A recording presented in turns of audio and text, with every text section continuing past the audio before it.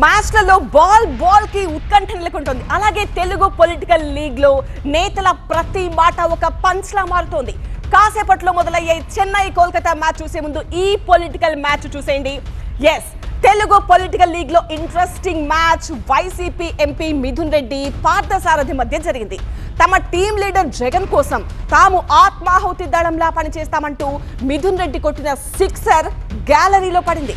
అయితే రాజకీయ పార్టీ కార్యకర్తలు ఎవరైనా ఆత్మాహుతి దళంలా పనిచేస్తారా అంటూ గుగ్లీ సంధించారు మంత్రి పార్థసారథి.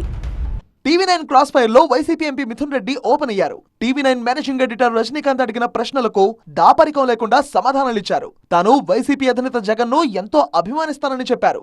జగన్ కోసం తానే కాదు, చాలా మంది నేతలు ఆత్మాహుతి దళాల మాదిరిగా పనిచేస్తారన్నారు మిథున్ రెడ్డి. జగన్మోహన్ రెడ్డి గారికి చాలా మంది అభిమానులు ఉన్నారు. కొంతమంది పోయారంటే ఫిల్టర్ అయిపోతారు. అందరూ కూడా ఆత్మాహుతి దళంలాగా పనిచేస్తాం.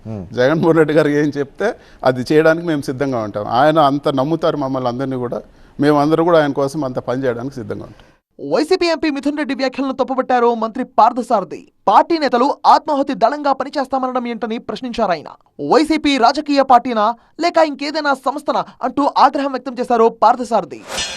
వైసీపీలో ముఖ్య నాయకులుగా చలామణయ్యే వ్యక్తులు మాట్లాడే తీరేమిటో ఒకసారి ఆలోచించేయాలి. పార్లమెంట్ సభ్యులు, సీనియర్ పార్లమెంట్ సభ్యులు మిథున్ రెడ్డి గారు జగన్మోహన్ రెడ్డి గారు ఏమి చెప్తే అది చేస్తాం, ఆత్మాహుతి దళంగా పనిచేస్తాం అని చెప్తా ఉంటే వైఎస్ఆర్ కాంగ్రెస్ పార్టీ ఒక రాజకీయ పార్టీయా లేకపోతే ఉగ్రవాద సంస్థ అని చెప్పేసి నాకు అర్థం కావట్లేదని చెప్పేసి మరి చేస్తాను నేను. మంత్రి పార్థసారథి వ్యాఖ్యలపై వైసీపీ నేతల స్పందన ఏంటో చూడాలి మరి.